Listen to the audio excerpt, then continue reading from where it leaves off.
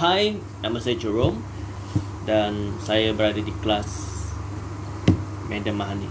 As usual, I nak cerita tokoh-tokoh yang saya minat, iaitu Tun Datuk Patinggi Temenggung, juga anak Baring.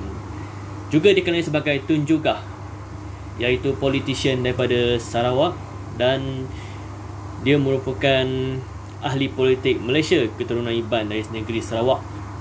Dia juga adalah ketua Paramount orang Iban selama lebih dari 55 tahun. Mereka dengan senang hati memanggilnya Apai, bermaksud ayah dalam bahasa Iban.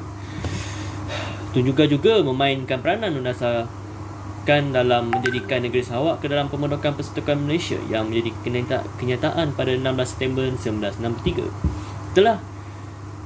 Dan ketika itu, Sarawak telah dijadikan jajahan Inggeris setelah itu dan diberi kemerdekaannya pada 22 Julai 1963. That time, Sarawak telah dijadikan Tunku Abdul Rahman Yaakob mengatakan bahawa Tun Jugah adalah jambatan ke Malaysia iaitu tanpa tanda tangannya tidak akan ada Malaysia hari ini.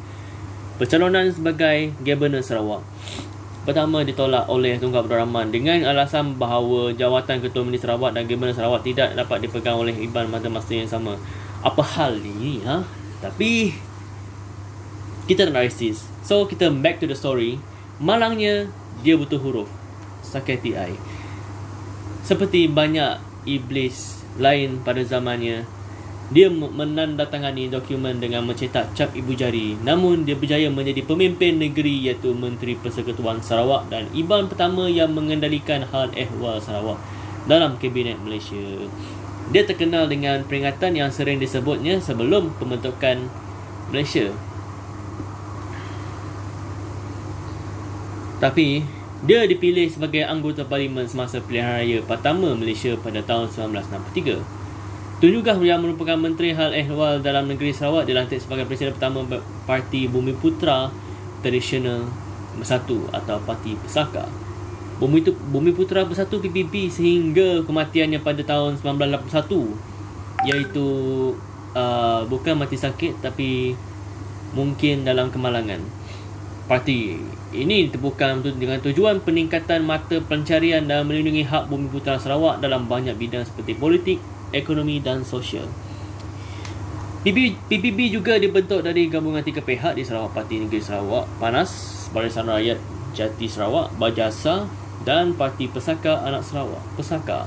Tun Jugah dia adalah salah seorang anggota awal yang berperanan dalam menubuhkan Pesaka dengan penghulus Iban Batan Rajang yang lain. Dia meninggal dengan tenang pada 9 Julai 1981 di Kuching, meninggalkan isterinya Toh Puan Tiong, anak-anding, anak-anak dan cucunya. Petikan terkenalnya adalah Ageng Dok Ageng Alaban. Dan juga berharap bahawa Malaysia tidak akan berakhir sebagai tebu manis pada mulanya, tapi menjadi kurang manis pada akhirnya. Itulah tokoh yang saya minat dan juga kata-katanya yang boleh membawa semangat pada anak-anak muda seperti saya dan yang lain. Terima kasih.